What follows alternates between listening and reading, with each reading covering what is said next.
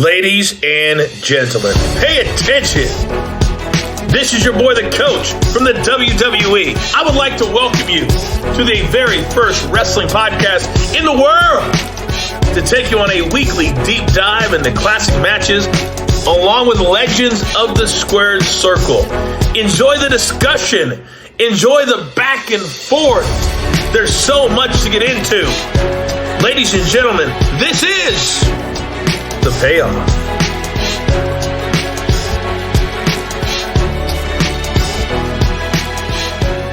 Welcome to an all-new episode of The Payoff. I'm Tom. That's Jeff. Jeff, how the hell are you doing? How could I not be feeling good when we are officially, as of today, at least The Payoff is on the road to WrestleMania. A couple weeks out here. I'm excited.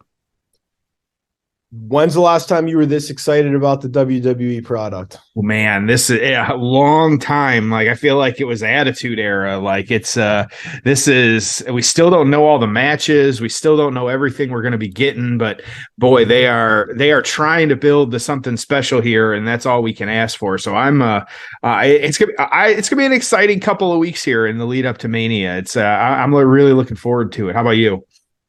Yeah, of course. I mean, I haven't. God, I mean, you when you say when's the last time you were this excited about the product? I mean, there's angles I've been excited about. There's matches I've been excited about. There's shows I've been excited about. But when you say when's the last time that you felt like you needed to watch Raw every week and SmackDown, and if you're not watching them, you're flying through them, or you're at least, hey, I got to read the results and see what happened. I'm actually curious. That, I mean, it's been years and years and years. So, that part of it's exciting. The other thing, too, is, I mean, why would this slow down? And what I mean by that is, okay, so whatever is going to happen at WrestleMania happens, fine. But you and I could sit here for the next hour and book out the rest of the year. Yeah. Oh, well, what does it look like as Cody as a champ? And does, Roman Reigns, lose to Sammy at some point? What happens with Jay and Roman Reigns? Where do we, are we splitting the titles? Or are we not splitting the titles? If Sammy and KO are tag team champions, well, are they going to be champions throughout the year and have these really high profile tag team matches that could main event a pay-per-view? Oh, well, are we going to do KO and Sammy again? I'm not opposed to that if the rivalry makes sense at some point. That could be really interesting, et cetera, right? You go through all this stuff. And I mean, that's just the main event. And you've so many talented women at the top of the card. That's going to be interesting. And it's exciting, man. Really is. Yeah. And I think if some of the announcements, rumors are to be believed, I think with King of the Ring, we know we're getting backlash again. Yep. King and Queen of the Ring are going to be a thing. And so I think that, for me, not only I'm excited for WrestleMania, I blocked the weekend, the wives, sorry, don't make any plans with family because we're gonna be on the couch all day. But on the flip side, I feel like this is kind of going to be the end of the Vince Triple H booking, because I think Triple H is trying to finish some of Vince's booking. And then after that, season resets. Here we go. And so I'm with you. I think the door is open to so many possibilities. It's just exciting to see where they go. And I know you and I, we really started Rumble kind of stopping reading as much as possible. So we are surprised, and it absolutely helps. We enjoy the product a lot more. And I think that we're still in that right now of I'm not reading a whole lot. And so I think, seeing what happens, where we go, I don't know the behind the scenes of a lot of it. And I'm okay with that. I think it's leading to a more enjoyable experience for me, and we'll just have to wait and see what happens. But we got to stop at WrestleMania 26 first. Yeah, well, and that's another thing is, hey, this year could be Edge's final year in the business, so that could be interesting. The other thing I'll just say too is that we're in a much different. It used to be the lull after WrestleMania, but you look at things now and you're like, well, I mean, we're going to have another loaded Saudi show at some point. Oh, yep. well, soon. Yeah. SummerSlam's in an arena or in a stadium. That's going to be a big show. Oh, wait, we have a UK Money in the Bank. Well, that's obviously got to be loaded. I mean, you go through it and you're like, there is no downtime, right? And hell, when a quote unquote B show like Elimination Chamber delivers like that, we may have 12 super cards this year. Who the hell knows? So anyways, I'm excited to cover this one. Let's get into it. It is time for the build. Oh, it's time for the build. All right, Jeff, this is one of the 7 WrestleManias that I've attended. Okay, cool. So just down the street from me, this was in Arizona, March 28th, 2010. Yep. We're in Glendale, Arizona at the University of Phoenix Stadium, 72,000 in attendance. Man, a fun WrestleMania. I'll say good arena for a WrestleMania, yes or no? Well, yeah, a really good one because, the views were above average. Some of the places they do these things, there's obstructed views, and this was really good. We were kind of 50-yard lines. We had great seats for this one. Mm-hmm. Enjoyed it. It was a fun day. So let's go through the card here. We start off with a dark battle royal. How funny is this? Yoshi Tatsu was the winner of that. So can't say I remembered that one. Show opens up with Miz and Big Show retaining the tag titles, defeating John Morrison and R-Truth in 3 minutes.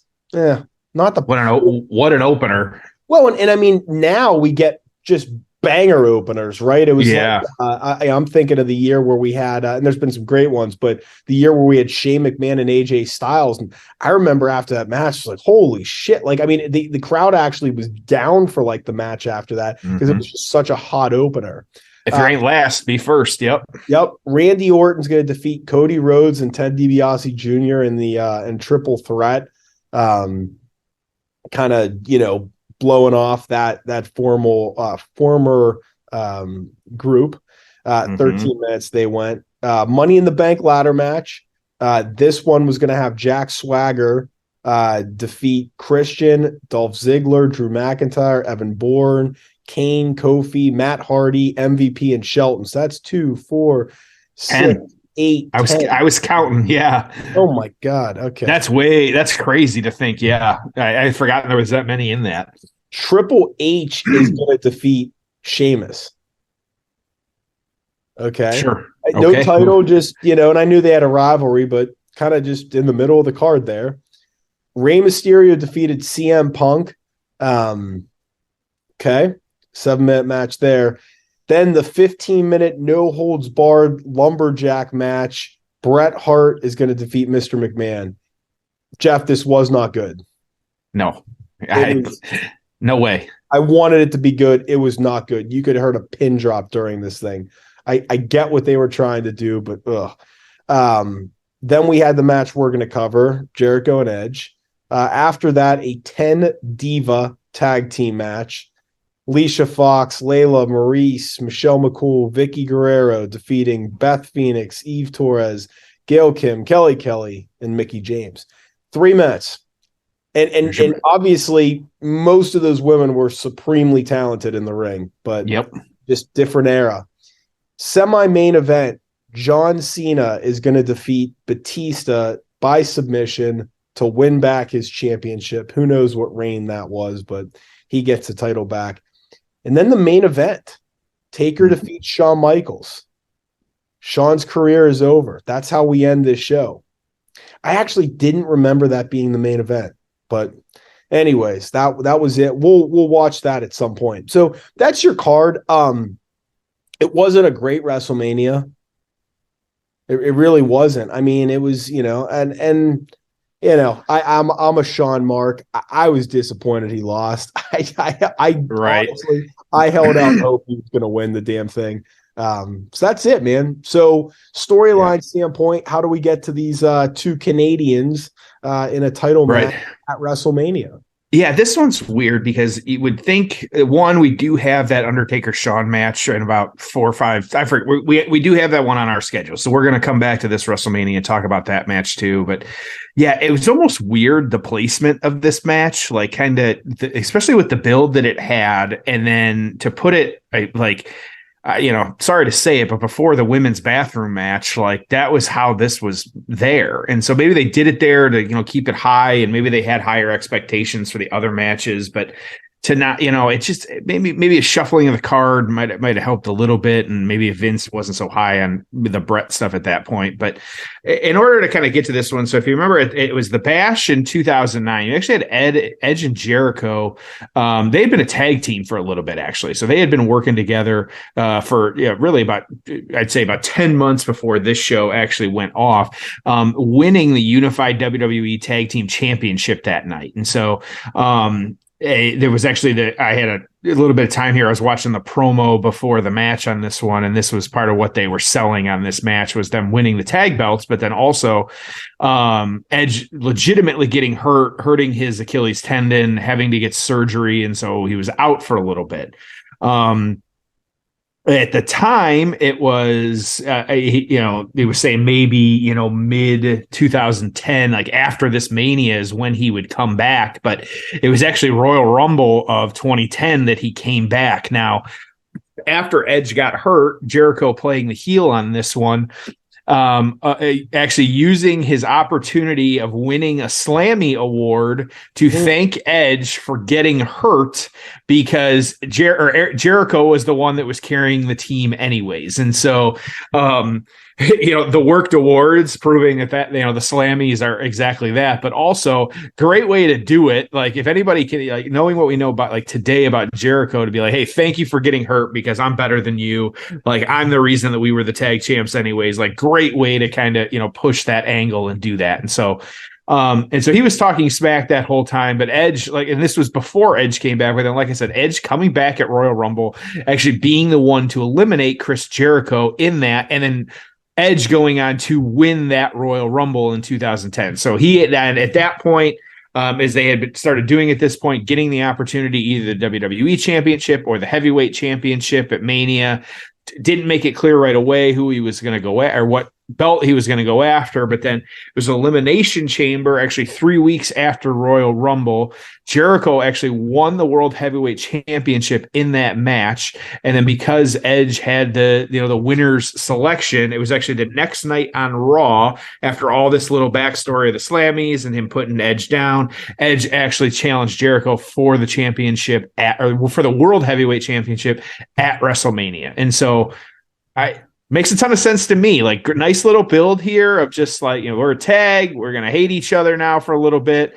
I'm going to win, Royal Rumble. And so the man's going to get the push on this one. And so we will see what happens after that. And so good stuff. I mean, like you said, it's Chris Jericho and Edge. It's hard to go wrong. It's funny. I was just going to say the same thing. I was like, with these two in there, I mean, you can't, unless you really tried to do something hokey or stupid, you really can't have a bad storyline with them. So right. WrestleMania 26, which would be season 26 of WrestleMania on Peacock. We're at the 2 hour and 12 minute mark, 2 hours and 12 minutes, which means this show is probably like a third of the way over. Well, no, this was before this was like a 4 hour show. This wouldn't have been a 6 hour show. But that's it, man. 212. You ready? Let's do this. All right. It's time for the payoff. Oh, it's time for the payoff. All this matchup, these guys' careers over the past number of years. What do you think strategy is for the challenger Edge in this match? Well, the word spear has come to signify Edge's greatest physical weapon as well as Edge's mental. Looks young. My goodness. Well, I was just both of them. Who's the guy on commentary? What's his name? It's Josh Matthews, right? Yeah, I believe so. Yeah, he was not good. Hey, how good was it with Michael Cole ripping on Tony Khan? Oh boy, like the little thing. Stuff? This is like I didn't realize it was such a thing. I think that letting kind of Michael Cole off the chain. I saw it online. I'm just calling it Michael Cole Unleashed. Right. That's what Matt Stryker. But anyways, it's commentary. But yeah, I like this is like I wholeheartedly agree that one, he's doing some of his best work ever with Pat McAfee. I think Pat is only making him better. Oh yeah. If you remember, and I still, for whatever reason, this sticks in my head. When you and I were able to enjoy our day under contract at the Performance Center, that when I was in the booth and they have like a little, booth where, sound booth where you can test and do different things. And they had us calling a match just to have fun that day. Well, I remember them talking about, I think it was Byron that might have been there actually, but that was saying, or somebody was saying how like Michael Cole, you don't realize the amount of work he puts into what he does. Yeah, there's going to be, he's going to say something wrong every once in a while, but like, so does JR, so does everybody. And so, but Michael Cole puts in more work than anybody. And I still remember that. And I think that's evident by, especially what we're seeing now. I think we're seeing the years of him perfecting his craft. You really have to put him up there with some of the greats, like, it might be like Joe, like, John Madden and some of these other people that, have been doing it for years and years and years, and they're incredible. And like, Al Michaels, and they are just like JR with some of the Attitude Era stuff. The Michael Cole calls in 10, 20 years are what we're going to remember with some of these matches. Yes. Okay. And I'll say too that, and look, I mean, I was like most other people where I was just kind of, Michael Cole's not JR, and, I don't love him. Okay. But let's step back and look at this. Michael Cole has had an insane work ethic for, 25 years now, 20 years. I mean, how long's he been there? Okay. 97. I actually just looked. He was a backstage interviewer in 97. Okay. So he's been there 25 years. Has he ever called in sick? Has he ever showed up intoxicated? Has he ever said he didn't want to go along with something? Has he ever said that he didn't want to train anyone else, or, he wasn't going to waste his time mentoring people? Go down the list. My point to this is, I think sometimes fans look at things and go, oh, well, I like fill in the blank. I like Taz more than Michael Cole. Well, Taz is an asshole. Okay. And I mean, that's okay. That's his personality. There's nothing wrong with it. But if you're McMahon, if you're Kevin Dunn, and you're like, okay, I need to put someone in that seat. Yes, how good they are at the job is very important, but the job isn't just, saying interesting things during matches. It's showing up. It's everything you do backstage. It's being a team player. And here's another thing with that role that, you've seen people talk about.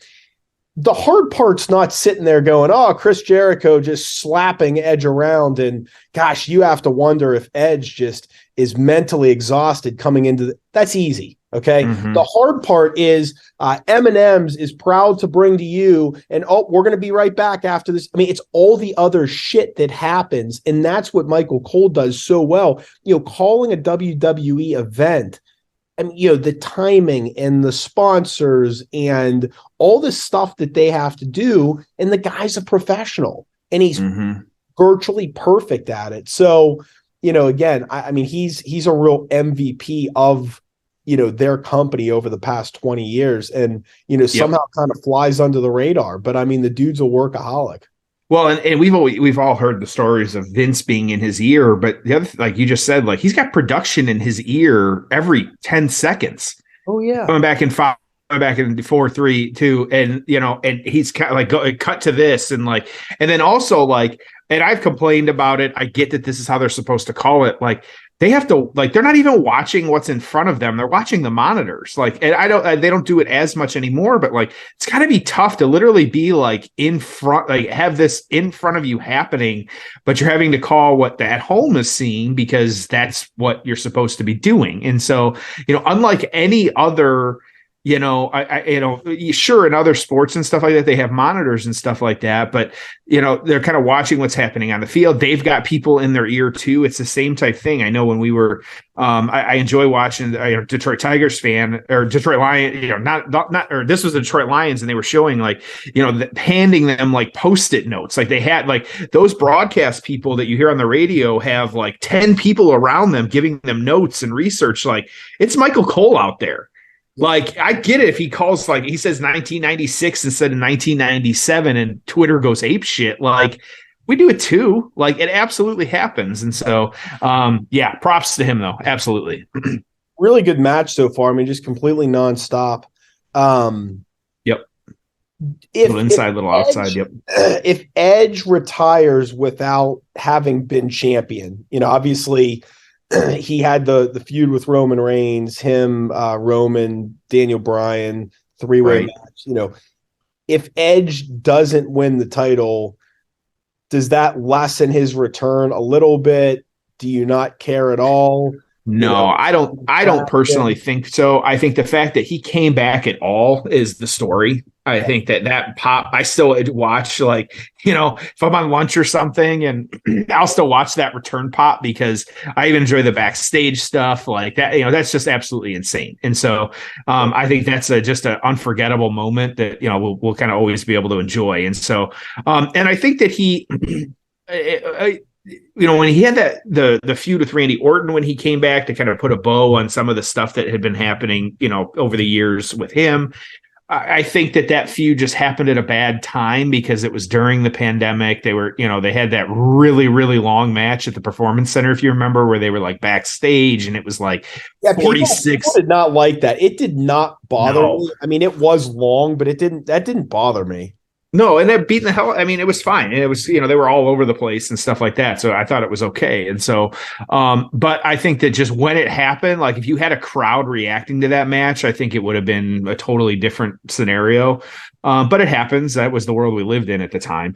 No, I don't think he needs it. I think it's one of those where he's telling some good stories right now. I feel like he's putting over.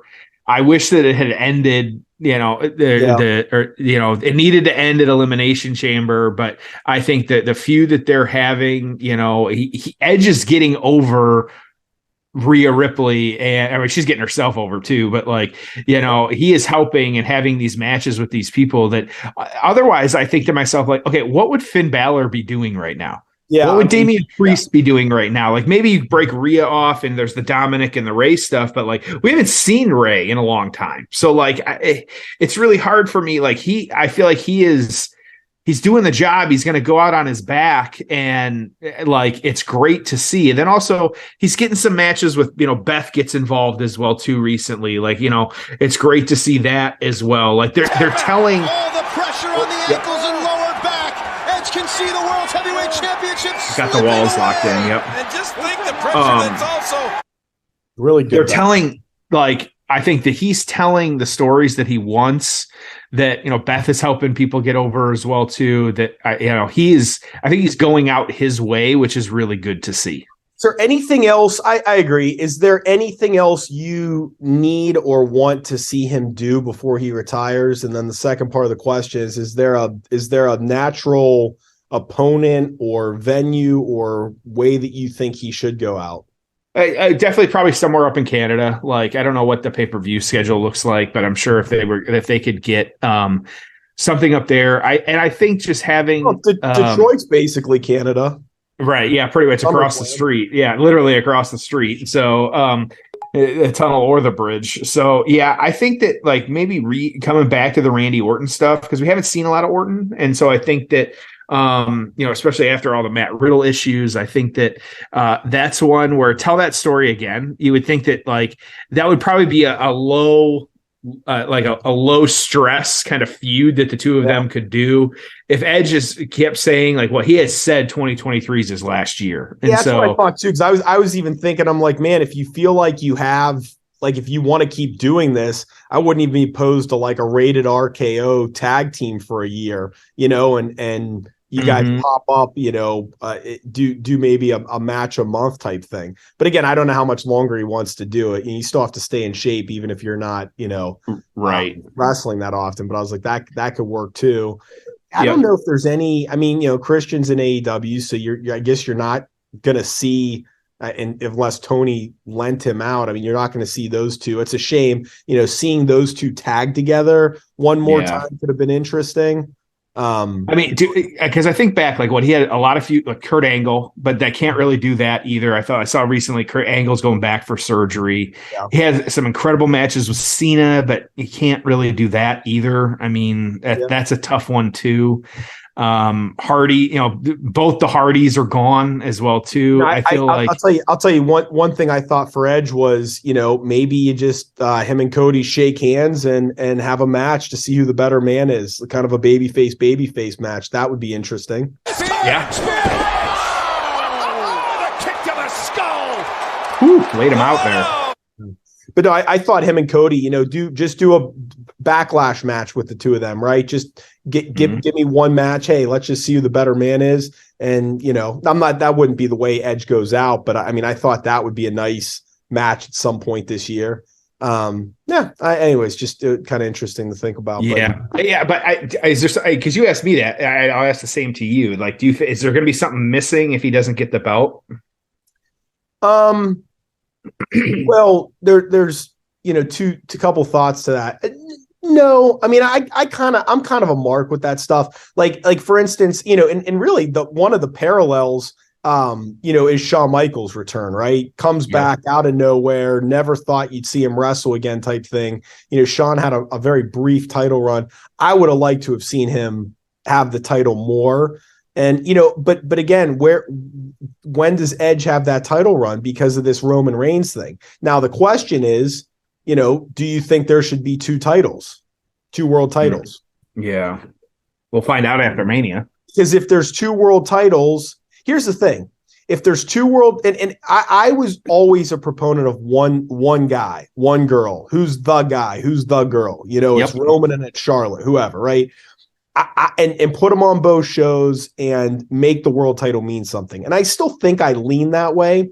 However, what do we lose by not having two titles? Well, if we had two titles, Drew wins in the UK, and it's one of the biggest moments, right? Mm-hmm. He beats fill in the blank, right? He beats Sheamus. He beats whoever for the world title, okay? And then Drew's your champion, and you get that great moment. You can't have that when you only have one world champion, right? Mm-hmm.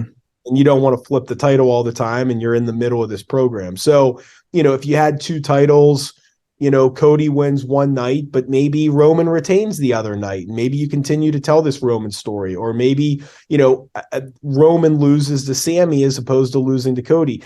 Cody has to be the guy. You have to give this guy the title. You have to finish that story. You have to give him hopefully a long run as champion and just have great matches every single pay-per-view. Tell the Rollins story again, get to the other guys, do a Roman rematch, whatever it is. But yeah, I don't think he ever comes back if he wasn't promised the title. Yeah. I just think I just think two titles lets you tell more stories and gives you more free. So my guess is we get back to it. But again, this idea of one champion, I do love it, man. I wish we got down to one belt and made it a different color, or maybe just went back to black or something. And I don't know.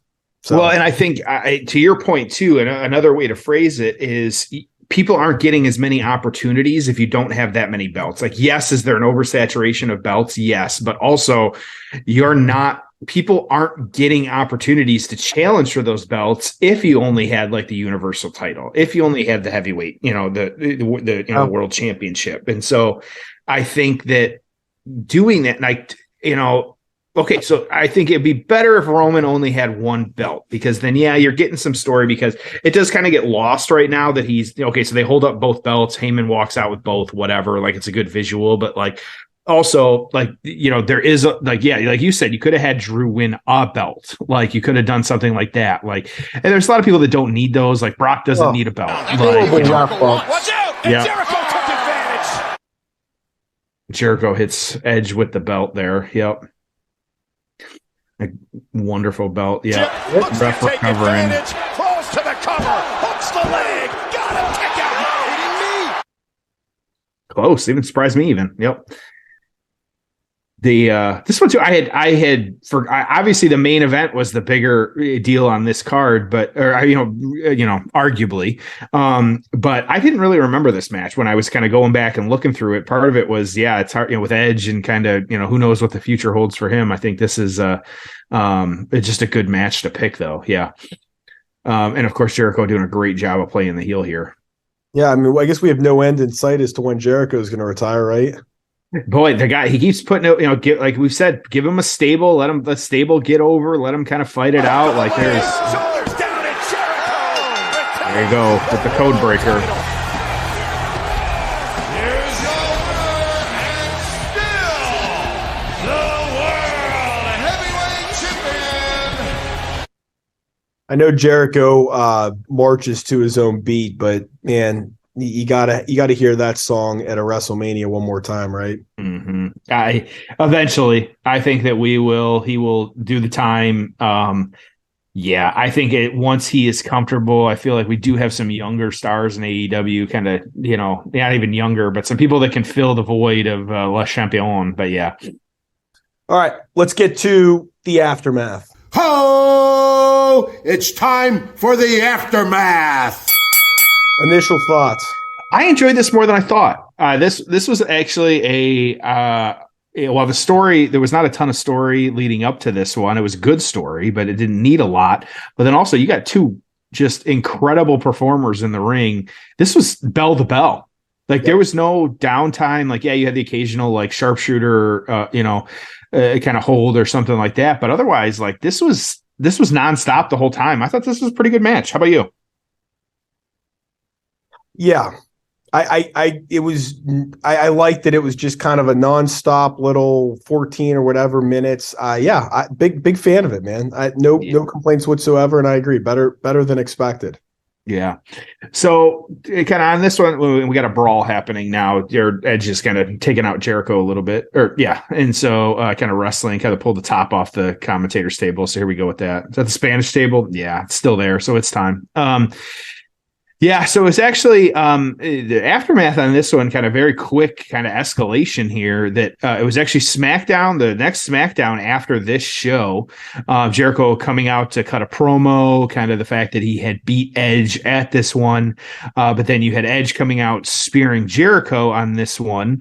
But then as we remember, the Money in the Bank winner of WrestleMania of this show was Jack Swagger, and so him actually coming out, hitting Edge with the briefcase, and then hitting Jericho with a power bomb, so that Jack Swagger, the SmackDown after this WrestleMania, is your new World Heavyweight Champion, reigning for 82 days, and so forgot about the Jack Swagger title run, but okay, that's fine. And so, but then it was Extreme Rules. These two guys had, the finish to this feud, Edge and Jericho having a match at that show. It was a steel cage match. So, and kind of capping that one off. And that was Edge beating Jericho in that. So, good stuff, nothing too crazy. It didn't really need to be, telling the story here. I'm glad Jack Swagger didn't get involved in this match. That would have been annoying as hell, but I'm glad they let these guys